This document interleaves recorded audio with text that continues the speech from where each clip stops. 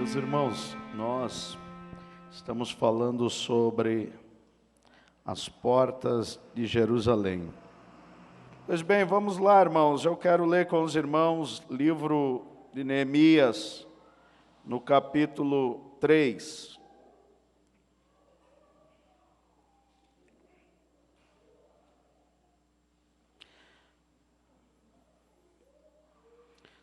Perdão, no capítulo 2, nós vamos ler o capítulo 2 e no capítulo 3, o versículo 1 e 2 apenas.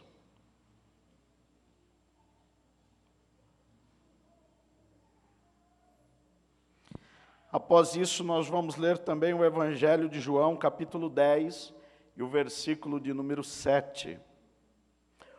Hoje nós vamos falar sobre a porta do gado ou a porta das ovelhas.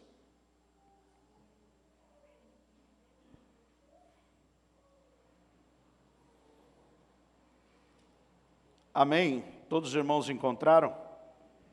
Neemias, capítulo 2, nos diz assim: Sucedeu, pois, no mês de Nissan, no ano 20º do rei Artaxerxes, que estava posto vinho diante dele.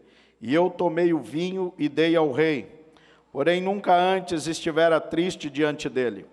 E o rei me disse: Por que está triste o teu rosto?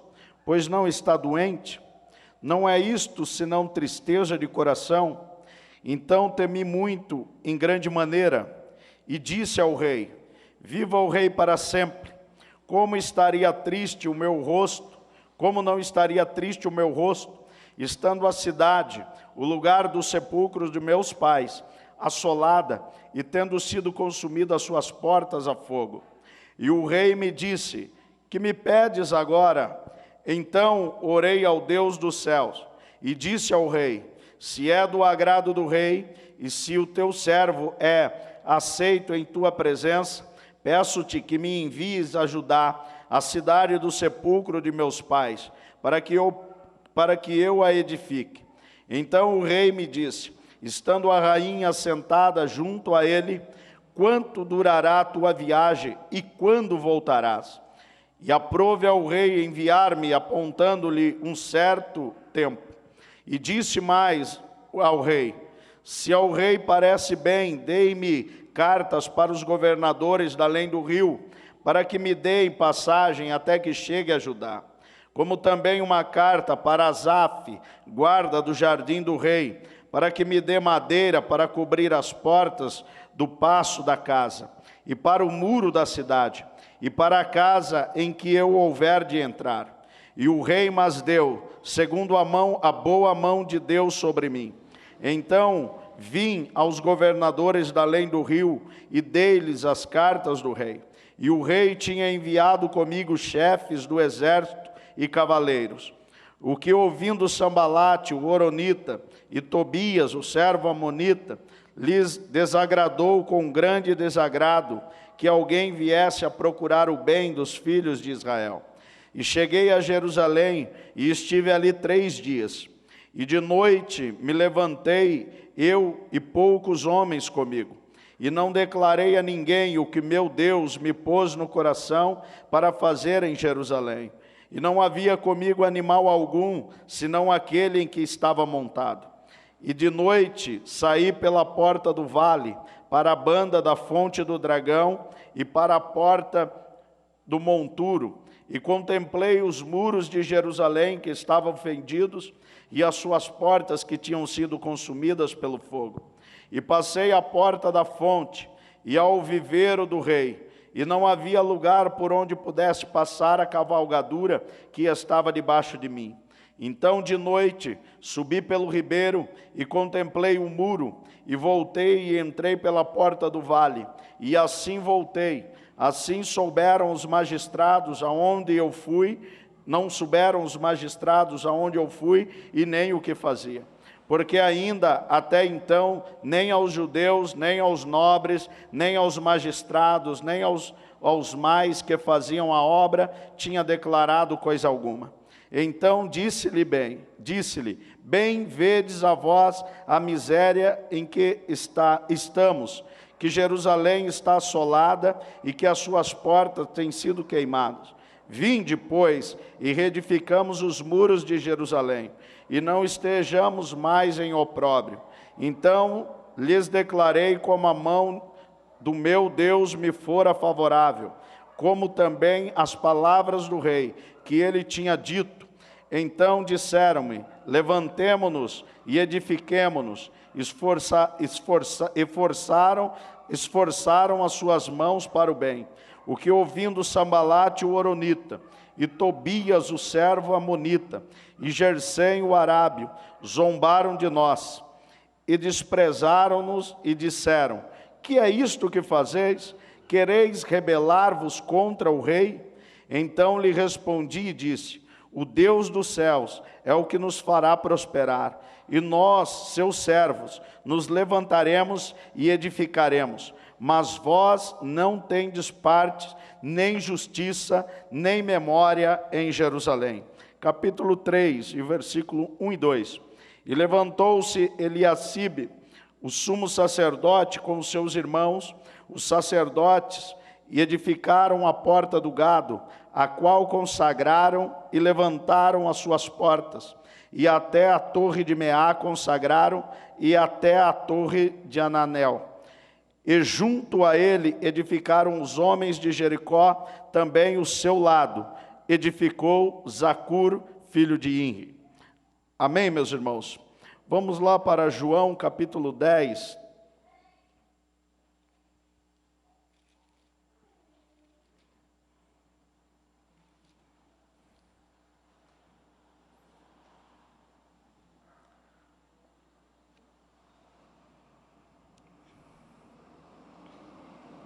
Amém? João capítulo 10, e o versículo de número 7, nos diz assim: tornou, pois, Jesus a dizer-lhes: em verdade vos digo, que eu sou a porta das ovelhas. Amém? Bendito seja o nosso Deus. Meus irmãos, os irmãos então se lembram que na semana passada nós falamos sobre o significado das portas. As portas, elas significam ou representam o ministério. O muro representa o reino. Então, na verdade, um reino, ele deve ter um ministério, porque as portas são o que dá acesso a este reino. Sendo uma porta fraca, qualquer coisa pode passar por esta porta. Sendo uma porta bem edificada, solidificada, então tudo aquilo que estiver por entrar por esta porta terão dificuldade. Então os irmãos notem que no padrão bíblico, Neemias ele vai com o intuito de edificar as portas, porque ele sabia que aquilo era o padrão principal para colocar o reino no centro da vontade de Deus. Então os irmãos podem pensar sobre estas coisas, que para que nós possamos fazer a vontade de Deus neste tempo do fim, nós precisamos colocar o ministério no seu devido lugar. E quando eu falo de ministério, eu não estou falando apenas dos obreiros que sentam no púlpito, e não estou falando da placa da igreja, ministério disso, ministério daquilo outro. Eu estou falando do ministério que compõe a igreja, cada um dentro da sua funcionalidade. Então os irmãos olhem que as portas, cada porta ela tinha um significado, e cada uma delas tinha um tipo de serventia dentro daquele reino. Então todo crente, todo aquele que faz parte do reino de Deus, que entrou para fazer parte do reino de Deus, ele está listado no ministério para Deus. Nós podemos sempre fazer alguma coisa no reino de Deus. Ninguém é incapaz para não fazer nada no reino de Deus. Este é um reino onde todos podem vir e trabalhar nele, desde que sigam as recomendações de Deus. Então, o ministério, na verdade, que nós estamos falando aqui, não é propriamente um ministério, um corpo chamado corpo de obreiro. É claro que para eles, se a igreja, ora uma hora, o povo aqui do púlpito deve orar 2 horas. Eles devem sempre ter um compromisso maior com Deus, porque a revelação tem que vir por eles, para depois transmitir para a igreja. Então, é um povo que deve estar muito mais aplicado. Então veja que era isto que Neemias estava representando. Então ele indo para ser este tipo, este governador, este líder, então ele trazia com ele a revelação de Deus, para depois transmiti-la então, esta revelação para o povo. Ele tinha o intuito, o propósito estava nele, para que depois ele então pudesse transmitir isto para o povo. Então o ministério, os obreiros, o púlpito, ele deve ter um compromisso maior com Deus, para que incentive cada vez mais e tenha mais e mais da revelação de Deus para transmitir à igreja. Porque os irmãos podem notar, se o pastor não for um homem de oração, pode ter certeza, a igreja vai ser menos ainda. Se o pastor, ele não tem compromisso com os horários dele, da chegada do culto, a igreja vai ter menos ainda. Se o pastor não tem compromisso com a leitura da palavra, a igreja vai ter menos ainda. Então aquilo que o pastor transmite, é aquilo que vai ser a igreja. Então, se uma igreja é uma igreja carnal, certamente o pastor é carnal também. Se a igreja é espiritual, certamente o pastor é espiritual também. Então, este é o padrão. Então, a revelação sempre vem pelo pastor. Os irmãos olhem que no Salmo 133, quando nós olhamos para o Salmo 133, nós vamos ver que o azeite, o óleo, ele está vindo sobre a cabeça. E a cabeça é a representação do ministério do sacerdócio. Então, está vindo sobre a cabeça de Arão. Então, Arão, ele é uma parte daquele ministério. A outra parte do ministério está representado em Moisés. Então, Moisés, ele é uma parte deste ministério, e o Arão é a outra parte. Então, a cabeça propriamente, o óleo está descendo sobre a cabeça de Arão,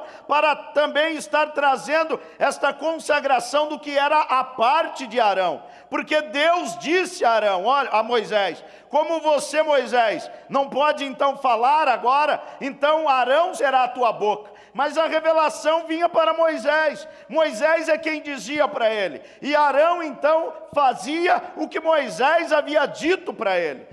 Arão não tinha subido no monte, Arão não tinha estado com Deus, Arão não tinha a revelação, mas Moisés havia passado 40 dias e 40 noites lá. Ele havia visto o fogo de Deus, ele havia visto a glória de Deus, então ele podia transmitir a revelação de Deus claramente para Arão. Então a revelação veio para ungir aquele sacerdócio, que estava numa parte em Moisés e a outra parte em Arão. Então veja que foi descendo pela cabeça, que era Arão a representação da nação de Israel. Então quando o óleo veio, o óleo estava escorrendo, estava demonstrando que a cabeça daquela nação estava sendo consagrado, e o óleo estava descendo pela barba, e a barba era a parte de Arão. Arão era aquele que transmitiria a mensagem para o povo, era ele que ia orientar o povo, era ele que ia direcionar o povo, mas porque ele tinha então a parte que era a cabeça, a orientação daquele corpo chamado Israel, já estava cheio da unção de Deus, que Moisés havia recebido no monte. Então agora Arão podia transmitir. Então esta é a revelação para a igreja. Neemias está dentro deste tipo. Então ele recebeu de Deus e agora ele vai para Jerusalém com o propósito de edificar a cidade, de restaurar a cidade, de fazer com que aquela cidade voltasse a ser a cidade do grande Deus. Como diz o Salmo 48, não é? Como diz lá no Salmo, aquela bela cidade, alegria de toda a terra, teria que voltar para o seu propósito. Agora aquela cidade estava sendo um motivo de zombaria, e é isto que está acontecendo com a espiritualidade neste tempo do fim. As pessoas não dão mais valor a Deus, as pessoas não têm mais temor a Deus, elas não têm mais compromisso com nada, elas simplesmente, irmãos, elas vão à igreja e é só isso. não há mais aquele temor, aquela devoção, aquele anelo, aquele anseio por Deus, não há mais aquele compromisso. É uma geração, é um tempo que nós vivemos, onde uma geração que não tem mais compromisso e seriedade com nada. Não há compromisso no namoro, não há compromisso no casamento, não há compromisso na igreja, não há compromisso com as pessoas, não há mais nada. É um tempo, irmãos, que nós chegamos aonde as pessoas querem viver uma vida qualquer hoje, sem que ninguém diga nada a ela. E para isso, as pessoas desse tipo não servem para Deus, porque Deus procura um povo que tenha compromisso com Ele, que tenha seriedade com Ele, não que tenha apenas obrigações, mas que faça porque ama a Deus, e tenha este compromisso em fazer a vontade de Deus. Neemias era esse tipo de pessoa. Ele estava lá, a Bíblia diz que ele era um copeiro do rei, mas ele teve um coração voltado para fazer algo para Deus. Então Neemias, ele pensou, eu posso fazer algo para Deus. Então primeiro ele foi orar, ele foi jejuar, ele foi se consagrar, esperando a resposta de Deus, para ver se de fato ele poderia fazer aquilo que Deus havia intentado no teu coração. Primeiro houve uma consagração. Ele não fez de qualquer maneira. Ele não simplesmente disse, não, vamos lá, povão, vamos lá, chegou a hora, vamos lá, agora é a hora de nós edificarmos, Deus vai dar vitória, Deus vai prosperar. Não, primeiro ele buscou a Deus, ele tinha uma revelação, ele analisou o terreno, a situação como estava, ele viu as portas e os muros, e o muro como estava, e após isso então, ele começou a trabalhar e organizar o povo, para que pudesse fazer esta obra e este trabalho. E quando ele começou, é claro, os irmãos viram no texto que nós lemos, havia lá Tobias, Sambalate, Gersem, todos estes homens que zombavam da espiritualidade, que zombavam no intento que Neemias estava querendo fazer, que zombavam e tentavam tirar a atenção deles para aquilo que eles estavam tentando fazer. Então eu digo para os irmãos, pode ter certeza, meus irmãos, se nós tirarmos os olhos daquele objetivo central, se nós tirarmos os olhos do propósito central que Deus traçou para cada um de nós, certamente, irmãos, Tobias, Sambalate, ele vai conseguir nos tirar do propósito de Deus. Nós vamos olhar para as dificuldades, nós vamos olhar para o que o povo está falando sobre nós, nós vamos olhar para o tipo de crítica que as pessoas estão dizendo. As pessoas vão zombar de nós,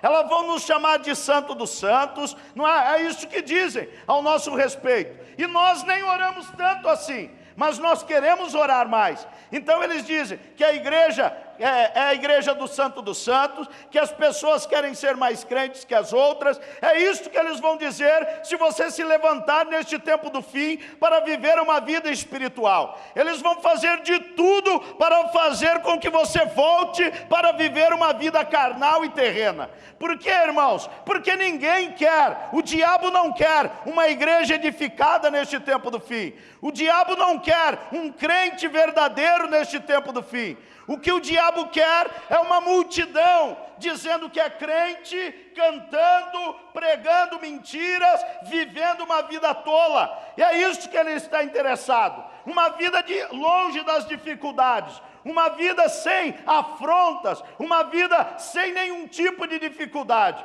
Então, meus irmãos, o cristianismo não é isso. Cristianismo nasceu em sangue, suor e lágrimas, e nós devemos viver esta vida, porque isto vai ser até o fim.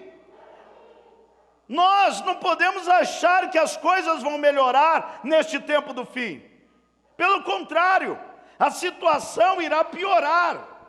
E nós devemos escolher se de fato estamos dispostos a viver o Evangelho de Jesus Cristo ou não.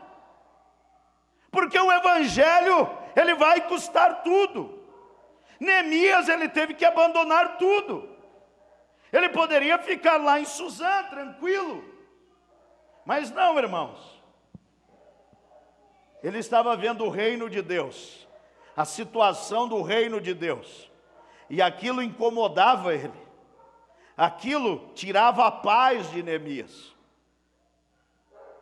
Veja que Neemias não era um sacerdote, Neemias não era um pregador, mas aquilo incomodava ele, aquilo chamava a atenção dele, e ele pensava: eu posso fazer algo por este reino, eu posso fazer algo que venha glorificar a Deus de verdade. Então ele resolve ir para Jerusalém, e quando ele chega em Jerusalém, é isso que ele faz, ele olha e vê como as coisas estão. E após então ter este momento, então ele vai reunir o povo, as famílias que estão de frente das portas e do muro, próximo à tua casa, para começar a edificar. Então os irmãos vejam que no capítulo 3 que nós lemos, no versículo 1 e 2, nós vamos ver Eliacibe, o sumo sacerdote, junto com os seus irmãos, eles vão consagrar primeiramente a porta do gado. E o que é a porta do gado? A porta do gado, que também é chamada de porta das ovelhas. Eles não só reedificaram esta porta, como também eles consagraram esta porta. Aí nós vemos então a finalidade dos sacerdotes. Eram os sacerdotes que estavam edificando esta porta, a porta das ovelhas. E ele diz: olha, ela vai até a torre de Meá. O muro vai ser estabelecido desde a torre de Meá até a torre de Ananel. E ali no meio então vai estar a porta das ovelhas, ou a porta do gado. Ele marca os limites aonde vai esta porta e os limites aonde vai ser edificado esse muro pelos sacerdotes. E eles consagraram estas partes. Os irmãos vejam que estas duas torres, elas eram a proteção, porque a porta das ovelhas, ela estava para o lado do norte de Jerusalém. Ela ficava ao lado norte da cidade de Jerusalém. Então eles tinham duas torres postas lá para dar a proteção deste reino. Então quando vinha algum tipo de inimigo, estas torres serviam como forte para eles observarem quem estava vindo e dali então estarem os soldados. Agora os irmãos olhem para o significado destas duas torres. A primeira torre, a torre de Meá, ela significa 100 ou 100. Na verdade, para alguns, ela pode formar uma porcentagem de uma totalidade.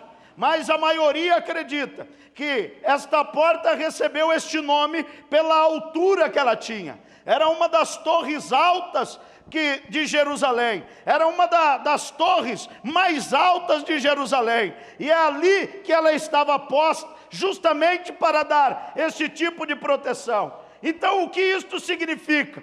Que o ministério, ele deve estar o mais alto possível. O ministério, ele não é terreno. O ministério, ele tem que vir do alto. A igreja pertence ao céu, e ela não deve estar ligada às coisas terrenas. Ela tem que buscar as coisas do alto. Então, era isto que eles estavam mostrando: olha, deixe as coisas terrenas e busque as coisas que vêm do alto. Os soldados tinham que estar neste lugar alto. E eu digo para os irmãos, um homem nunca está alto o suficiente quando ele tenta escalar a tua vida para subir em algum lugar, mas a não ser quando ele dobra o teu joelho. Ali é a posição em que o homem começa então a se elevar até o céu. É isto que a igreja está precisando neste tempo do fim: voltar para estes lugares altos, voltar a buscar a Deus em oração e proteger então a porta das ovelhas mediante esta vida de consagração e oração. É isto que faz da igreja ser uma igreja protegida. Nós precisamos voltar para isto, meus irmãos. Nós precisamos colocar isto na nossa mente, que é isto que a igreja precisa. É isto que a igreja deve fazer. E isto é uma responsabilidade minha e uma responsabilidade tua também.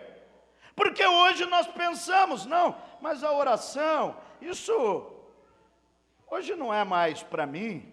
Eu nem vou pregar hoje, eu nem vou cantar hoje.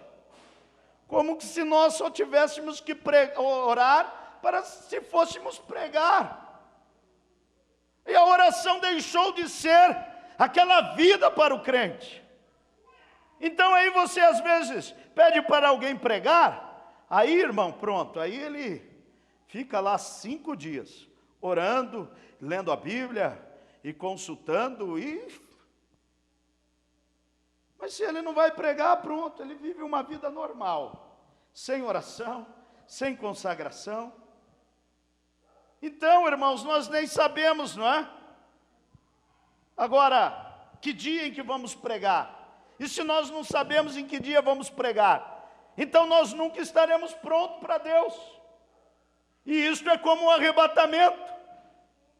Se nós soubéssemos que Jesus viria hoje, certamente muitas pessoas hoje abandonariam o trabalho, passariam em oração, buscariam a Deus. Mas como não sabe, então viveram a tua vida. Ah, não, pode ser que Jesus não vem, então passa mais um. Então não é isso, irmão.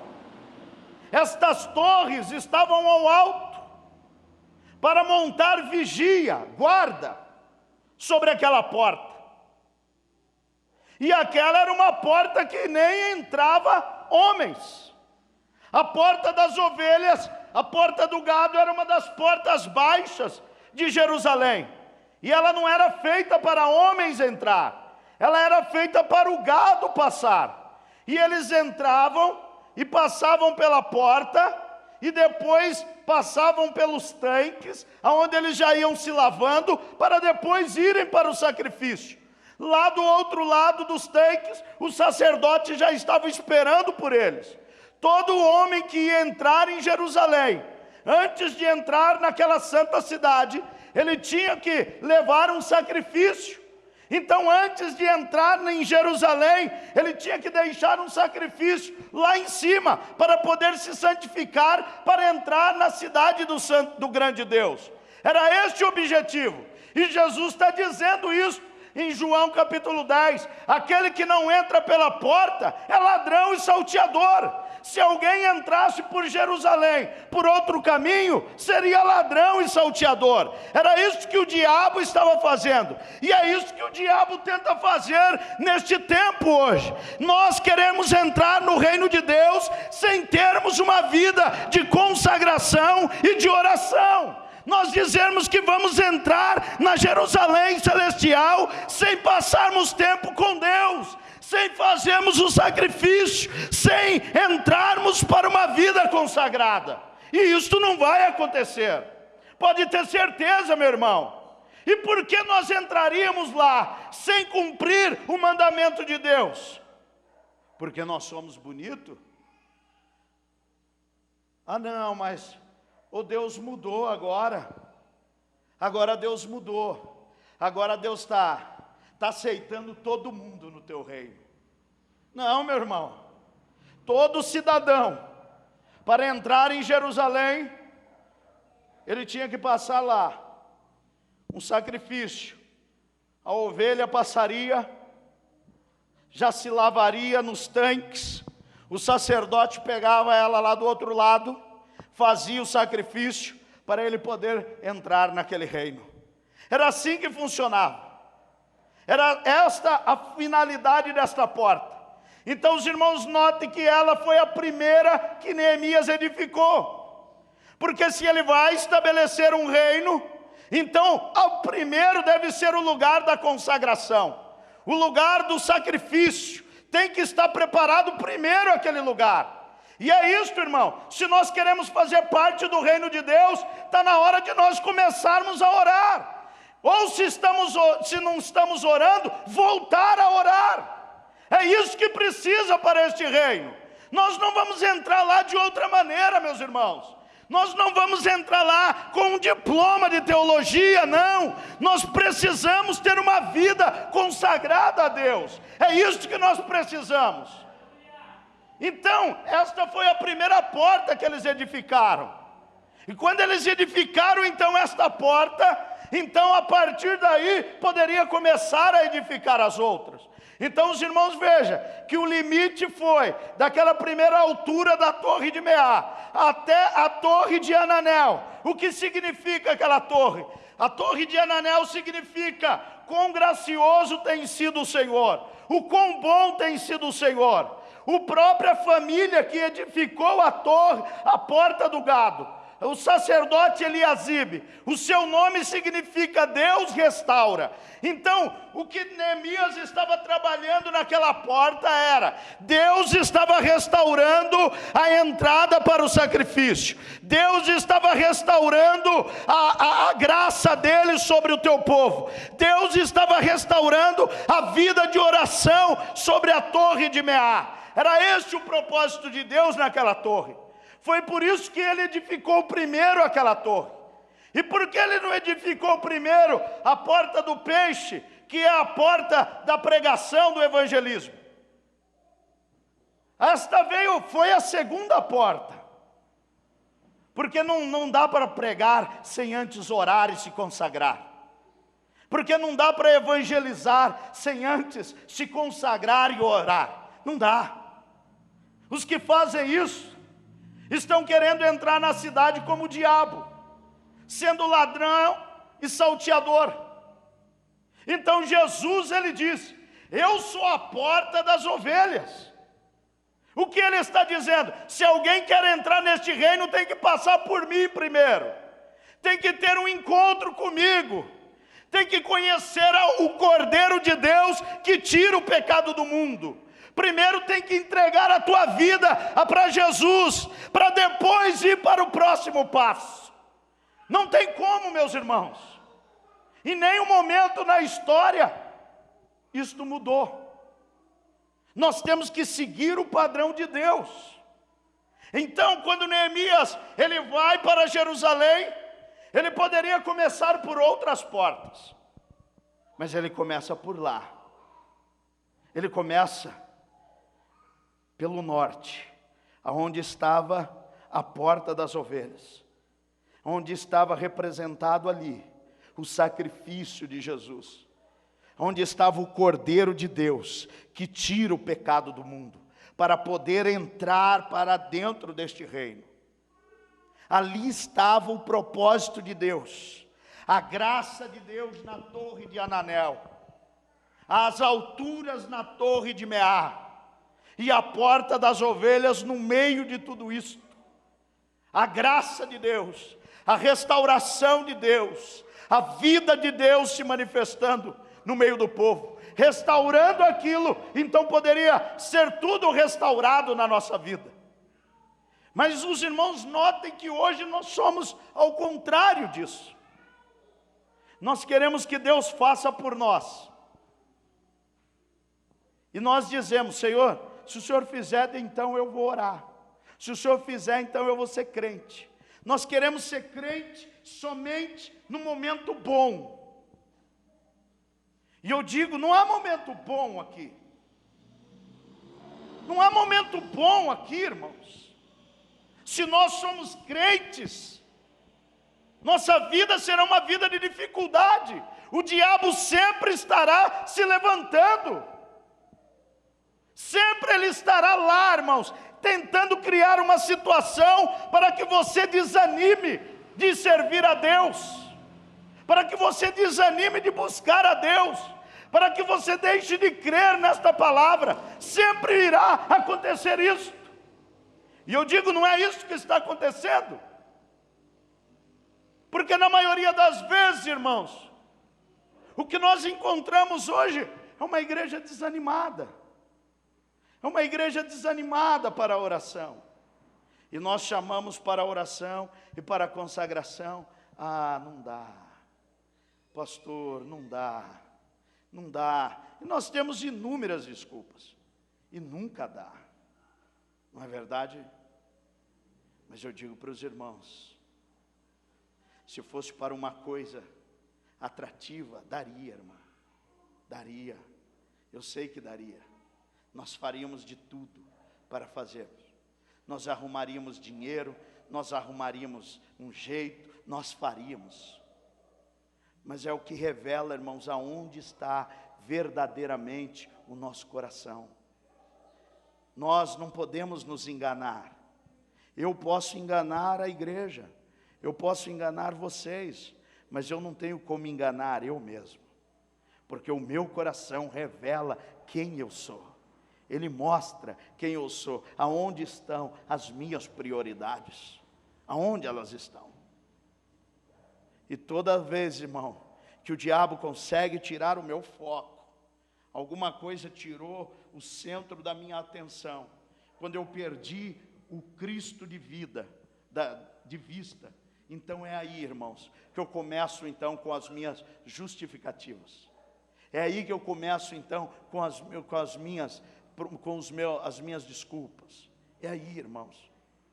E se não há em mim aquele desejo de estar naquela torre de Meá, nos lugares mais altos em oração, então certamente, irmãos, a porta da ovelha, ela está com problema. A minha vida com Ele está com problema. A minha vida com Jesus está com problema. Se eu não tenho desejo de estar lá naquela torre alta, então eu estou com problema. Se eu não tenho desejo de viver aquela graça de Deus naquela outra torre que vigia a porta das ovelhas, então eu estou com problema. Porque a porta da ovelha foi restaurada pelo sacerdócio. E por que pelo sacerdócio? Porque eles eram responsáveis pelo sacrifício. As ovelhas tinham que passar por eles. E é ali, irmãos, que nós encontramos o Cristo. No meio destas duas torres, no meio do nosso desejo de estar nas maiores alturas, e no meio da graça de Deus, é ali que a porta das ovelhas está estabelecida. E é ali que nós devemos buscar a Deus e passar por ela. Então os irmãos vejam, que aquela porta não era uma porta que o homem passava, somente as ovelhas passavam por lá. E se nós queremos fazer parte deste reino, nós temos que nos tornar ovelhas para passar por lá. E por quê, irmão? Porque a porta era baixa. Com a nossa altivez nós não vamos passar. Com o nosso orgulho nós não vamos passar. Com as nossas pretensões nós não vamos passar. É preciso, irmãos, ir mais um pouco, abaixar, se curvar, se humilhar, para poder entrar nesta porta. E é ali que Deus começa então esta restauração. Por isso Jesus diz: eu sou a porta das ovelhas. E não dá para ir até Jesus, irmãos, de qualquer maneira. Tem que haver um tipo de consagração. Tem que haver. E eu digo para os irmãos, nós chegamos neste tempo, irmãos, onde Deus está buscando este tipo de povo. Eu garanto para os irmãos que Deus não está procurando um pregador, Deus não está procurando um cantor, um músico, um teólogo, um intelectual. Deus não está procurando mais este tipo de gente. O que Deus está procurando é alguém, irmãos, alguém que possa viver e fazer a vontade dEle neste tempo do fim. Porque tudo, irmãos, nosso hoje está misturado. Está como neste tempo de Neemias. É uma coisa mestiça. E o que é o mestiço? O mestiço é o que estava acontecendo com Neemias. O povo casava com os samaritanos. E os que nasciam deste casamento era algo mestiço. Não era nem de Israel, nem samaritano. Era uma mistura. Era um povo misturado. Não era um povo devotado para Deus, com um coração sincero e puro para Deus. Era um povo que amava o templo de Deus, mas amava também os padrões samaritanos. E é isso que nós vivemos hoje, irmãos. É isso. As coisas da vida têm nos seduzido e têm nos impedido de viver uma vida cristã. Nós não temos mais aquele sentimento e aquele desejo por Deus. E o que ficou agora em nós é apenas uma consciência de que nós temos que estar ali. Apenas isso. Não é mais o desejo da nossa alma. Não é mais o anelo do nosso coração. Não é mais o desejo da nossa vida. Não é. E eu penso, irmãos, que precisa haver uma restauração na nossa vida. Que nós precisamos mais uma vez entrar por esta porta. Estabelecer os limites dela. E colocar ela neste centro. Entre a oração e a graça de Deus. Para que possa haver uma restauração entre nós. Mais uma vez, irmãos, nós precisamos subir o monte da oração. E eu não digo o monte por aí, não é? Nada contra o monte aí, não é? Quem quiser ir orar no monte, que vá. Mas a vida de oração precisa ser restaurada. É isto que nós precisamos. Um pouquinho de oração, uma pitada de oração, é o que nós estamos dando hoje para a nossa vida. Uma pitadinha de oração. E nós estamos nos chamando de crentes, com uma pitada de oração. Se Jesus orava, quanto mais nós. Se os discípulos oravam, quanto mais nós. Mas a vida deles estava isto: oração e graça de Deus.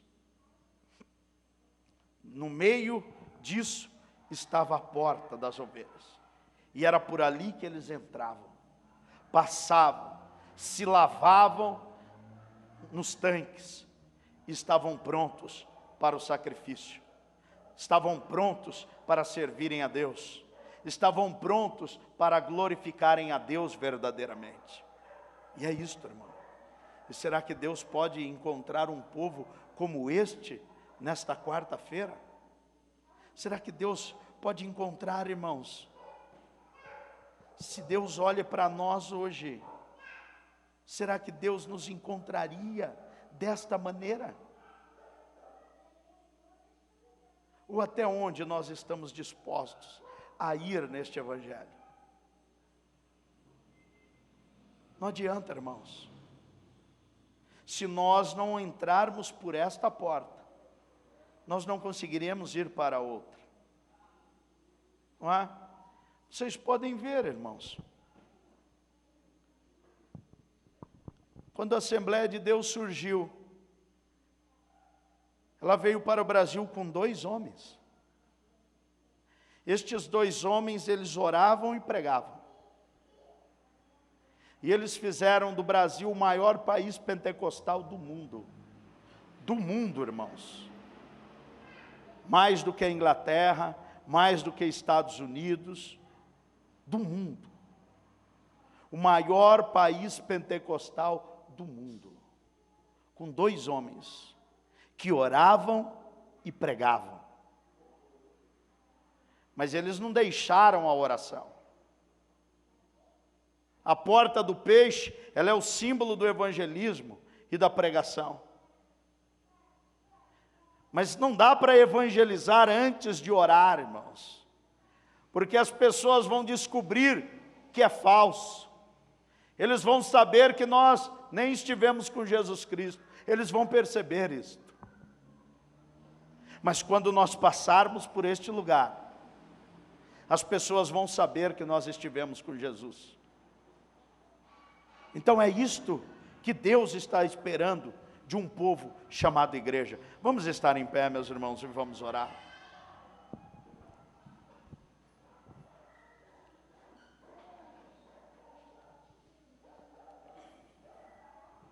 Neste tempo do fim, meus irmãos, é isto que nós precisamos. O que eu vou dizer é até contra, não é? O que eu propago, ensinando teologia. Mas a vida de oração deve ser restaurada, mais do que o conhecimento teológico. Hoje todo mundo busca um conhecimento teológico, mas nós temos que restaurar a vida de oração, porque senão não serve aquele conhecimento. O que nós vamos fazer com aquele conhecimento? Eu digo para os irmãos, não vai fazer nada, porque você não terá vigor e poder para fazer nada, sem antes passar por Jesus Cristo. Não tem como. É isto que Deus espera de nós. É isto que Deus está buscando na tua igreja. Um povo verdadeiro. Um povo sincero. Um povo que entre pela porta. Não queira pular o muro. O muro está fendido, vamos entrar. Porque eu digo para os irmãos, hoje está fendido. As pessoas entram de qualquer maneira para a igreja. Elas querem viver de qualquer maneira dentro da igreja. E por que isso? Porque os muros estão fendidos. As portas foram queimadas. Mas nesta restauração, no reino espiritual, a entrada deve ser através da porta das ovelhas, deve ser por Jesus Cristo, e ali é que nós devemos viver esta vida plenamente. É ali, meu irmão. Nós podemos orar nesta noite, nós podemos orar e falar com Deus nesta noite. Quem sabe pedir a Deus que esta vida, este desejo, este sentimento volte para nós. Pastor, eu não tenho mais desejo de orar, mas isso pode ser restaurado hoje, irmãos, nesta noite. Nós podemos estabelecer a nossa vida entre a oração e a graça de Deus. Nós podemos estabelecer isto agora e passar a viver uma vida verdadeira com Deus. Não uma vida falsa, uma vida verdadeira. Não uma vida que agrade aos homens, mas que agrade a Deus verdadeiramente. Que Deus possa olhar e encontrar em nós um coração desse tipo, irmãos.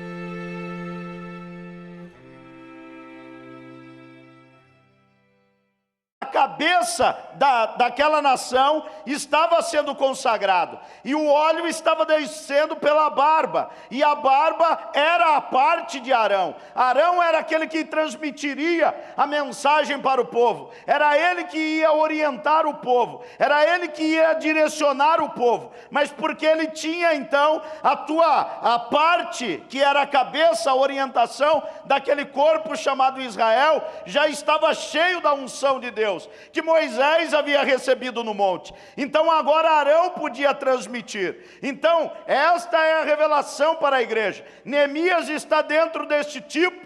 Então ele recebeu de Deus e agora ele vai para Jerusalém com o propósito de edificar a cidade, de restaurar a cidade, de fazer com que aquela cidade voltasse a ser a cidade do grande Deus. Como diz o Salmo 48, não é? Como diz lá no Salmo, aquela bela cidade, alegria de toda a terra, teria que voltar para o seu propósito. Agora aquela cidade estava sendo um motivo de zombaria. E é isto que está acontecendo com a espiritualidade neste tempo do fim. As pessoas não dão mais valor a Deus, as pessoas não têm mais temor a Deus, elas não têm mais compromisso com nada, elas simplesmente, irmãos, elas vão à igreja e é só isso. Não há mais aquele temor, aquela devoção, aquele anelo, aquele anseio por Deus. Não há mais aquele compromisso. É uma geração, é um tempo que nós vivemos, onde uma geração que não tem mais compromisso e seriedade com nada.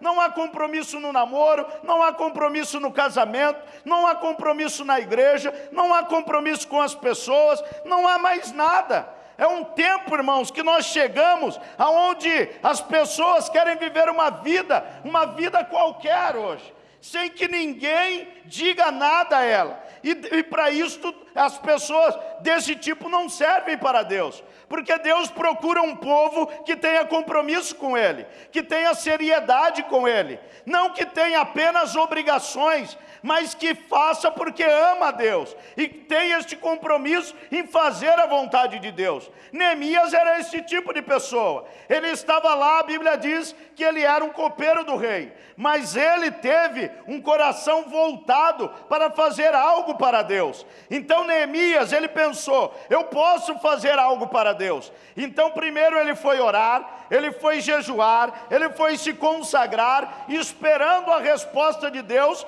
para ver se de fato ele poderia fazer aquilo que Deus havia intentado no teu coração. Primeiro houve uma consagração. Ele não fez de qualquer maneira. Ele não simplesmente disse, não, vamos lá, povão, vamos lá, chegou a hora, vamos lá, agora é a hora de nós edificarmos, Deus vai dar vitória, Deus vai prosperar. Não, primeiro ele buscou a Deus, ele tinha uma revelação, ele analisou o terreno, a situação como estava, ele viu as portas e o muro como estava, e após isso então, a ele edificaram os homens de Jericó, também o seu lado, edificou Zacur, filho de Inri.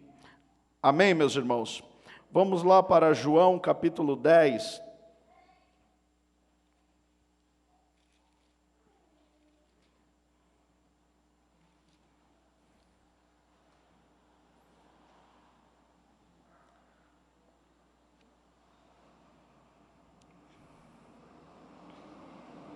Amém? João capítulo 10, o versículo de número 7, nos diz assim: tornou, pois, Jesus a dizer-lhes, em verdade vos digo, que eu sou a porta das ovelhas. Amém? Bendito seja o nosso Deus. Meus irmãos, os irmãos então se lembram que na semana passada nós falamos sobre o significado das portas. As portas, elas significam ou representam o ministério. O muro representa o reino. Então, na verdade, um reino, ele deve ter um ministério, porque as portas são o que dá acesso a este reino. Sendo uma porta fraca, qualquer coisa pode passar por esta porta. Sendo uma porta bem edificada, solidificada, então tudo aquilo que estiver por entrar por esta porta terão dificuldade. Então os irmãos notem que no padrão bíblico, Neemias ele vai com o intuito de edificar as portas, porque ele sabia que aquilo era o padrão principal para colocar o reino no centro da vontade de Deus. Então os irmãos podem pensar sobre estas coisas, que para que nós possamos fazer a vontade de Deus neste tempo do fim, nós precisamos colocar o ministério no seu devido lugar. E quando eu falo de ministério, eu não estou falando apenas dos obreiros que sentam no púlpito, e não estou falando da placa da igreja, ministério disso, ministério daquilo outro. Eu estou falando do ministério que compõe a igreja, cada um dentro da sua funcionalidade. Então os irmãos olhem que as portas, cada porta ela tinha um significado, e cada uma delas tinha um tipo de serventia dentro daquele reino. Então, Todo crente, todo aquele que faz parte do reino de Deus, que entrou para fazer parte do reino de Deus, ele está listado no ministério para Deus. Nós podemos sempre fazer alguma coisa no reino de Deus. Ninguém é incapaz para não fazer nada no reino de Deus. Este é um reino onde todos podem vir e trabalhar nele, desde que sigam as recomendações de Deus. Então, o ministério, na verdade, que nós estamos falando aqui, não é propriamente um ministério, um corpo chamado corpo de obreiro. É claro que para eles, se a igreja ora 1 hora, o povo aqui do púlpito deve orar 2 horas. Eles devem sempre ter um compromisso maior. E o rei mas deu, segundo a boa mão de Deus sobre mim. Então vim aos governadores da além do rio e dei-lhes as cartas do rei. E o rei tinha enviado comigo chefes do exército e cavaleiros. O que ouvindo Sambalate, o horonita, e Tobias, o servo amonita, lhes desagradou com grande desagrado que alguém viesse a procurar o bem dos filhos de Israel. E cheguei a Jerusalém e estive ali 3 dias. E de noite me levantei, eu e poucos homens comigo, e não declarei a ninguém o que meu Deus me pôs no coração para fazer em Jerusalém. E não havia comigo animal algum, senão aquele em que estava montado. E de noite saí pela porta do vale, para a banda da fonte do dragão, e para a porta do monturo, e contemplei os muros de Jerusalém que estavam fendidos, e as suas portas que tinham sido consumidas pelo fogo. E passei à porta da fonte, e ao viveiro do rei, e não havia lugar por onde pudesse passar a cavalgadura que estava debaixo de mim. Então de noite subi pelo ribeiro, e contemplei o muro, e voltei e entrei pela porta do vale, e assim voltei. Assim souberam os magistrados aonde eu fui, não souberam os magistrados aonde eu fui, e nem o que fazia. Porque ainda até então, nem aos judeus, nem aos nobres, nem aos magistrados, nem aos mais que faziam a obra, tinha declarado coisa alguma. Então disse-lhe, bem vedes a vós a miséria em que estamos, que Jerusalém está assolada e que as suas portas têm sido queimadas. Vinde, pois, e reedificamos os muros de Jerusalém, e não estejamos mais em opróbrio. Então lhes declarei como a mão do meu Deus me fora favorável, como também as palavras do rei, que ele tinha dito. Então disseram-me, levantemo-nos e edifiquemo-nos. Esforçaram as suas mãos para o bem. O que ouvindo Sambalate o horonita, e Tobias o servo amonita, e Gersem o arábio, zombaram de nós, e desprezaram-nos, e disseram, que é isto que fazeis? Quereis rebelar-vos contra o rei? Então lhe respondi e disse, o Deus dos céus é o que nos fará prosperar, e nós, seus servos, nos levantaremos e edificaremos. Mas vós não tendes parte, nem justiça, nem memória em Jerusalém. Capítulo 3, e versículo 1 e 2.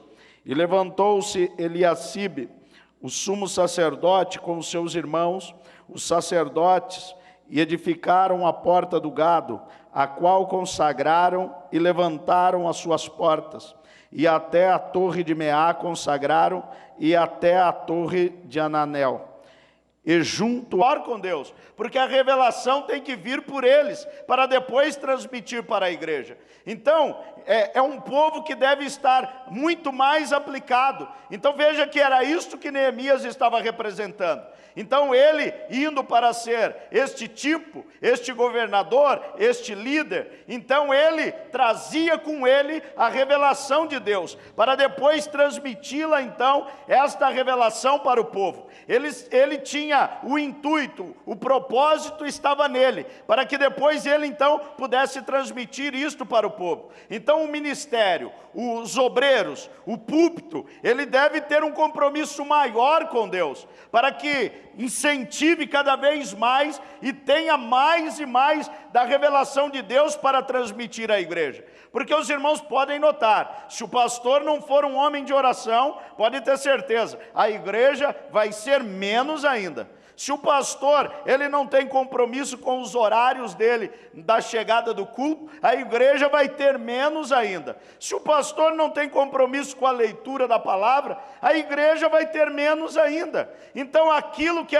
o pastor transmite, é aquilo que vai ser a igreja. Então, se uma igreja é uma igreja carnal, certamente o pastor é carnal também. Se a igreja é espiritual, certamente o pastor é espiritual também. Então, este é o padrão. Então, a revelação sempre vem pelo pastor. Os irmãos olhem que no Salmo 133, quando nós olhamos para o Salmo 133, nós vamos ver que o azeite, o óleo, ele está vindo sobre a cabeça. E a cabeça é a representação do ministério do sacerdócio. Então, está vindo sobre a cabeça de Arão. Então, Arão, ele é uma parte daquele ministério. A outra parte do ministério está representado em Moisés. Então, Moisés, ele é uma parte deste ministério, e o Arão é outra parte. Então, a cabeça propriamente, o óleo está descendo sobre a cabeça de Arão,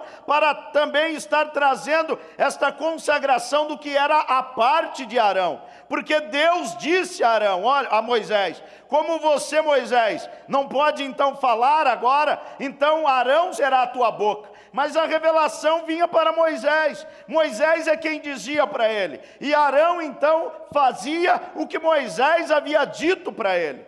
Arão não tinha subido no monte, Arão não tinha estado com Deus, Arão não tinha a revelação, mas Moisés havia passado 40 dias e 40 noites lá. Ele havia visto o fogo de Deus, ele havia visto a glória de Deus, então ele podia transmitir a revelação de Deus claramente para Arão. Então a revelação veio para ungir aquele sacerdócio, que estava numa parte em Moisés e a outra parte em Arão. Então veja que foi descendo pela cabeça, que era Arão a representação da nação de Israel. Então quando o óleo veio, o óleo estava escorrendo, estava demonstrando que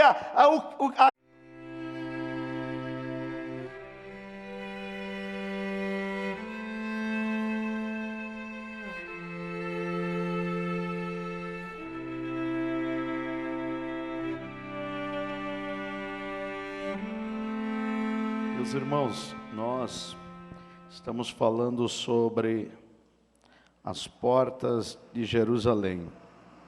Pois bem, vamos lá, irmãos. Eu quero ler com os irmãos livro de Neemias, no capítulo 3.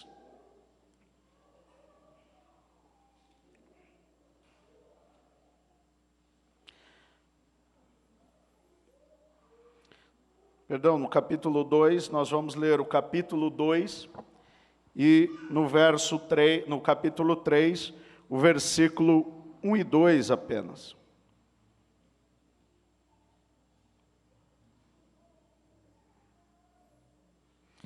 Após isso, nós vamos ler também o Evangelho de João, capítulo 10 e o versículo de número 7. Hoje nós vamos falar sobre a porta do gado, ou a porta das ovelhas.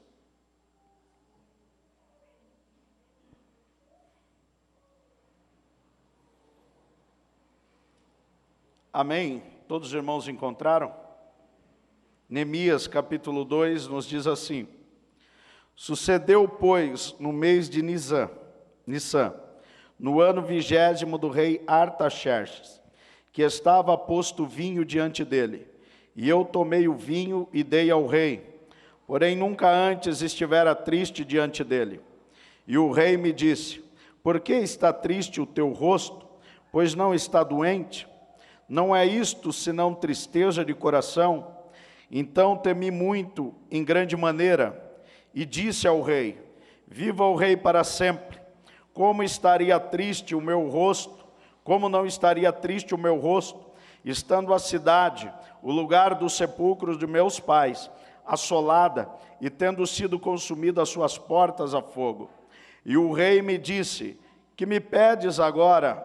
Então orei ao Deus dos céus e disse ao rei: se é do agrado do rei e se o teu servo é aceito em tua presença, peço-te que me envies a Judá, a cidade do sepulcro de meus pais, para que eu a edifique. Então o rei me disse, estando a rainha sentada junto a ele: quanto durará a tua viagem e quando voltarás? E aprove ao rei enviar-me, apontando-lhe um certo tempo. E disse mais ao rei: se ao rei parece bem, dei-me cartas para os governadores da além do rio, para que me deem passagem até que chegue a Judá. Como também uma carta para Asaf, guarda do jardim do rei, para que me dê madeira para cobrir as portas do paço da casa, e para o muro da cidade, e para a casa em que eu houver de entrar.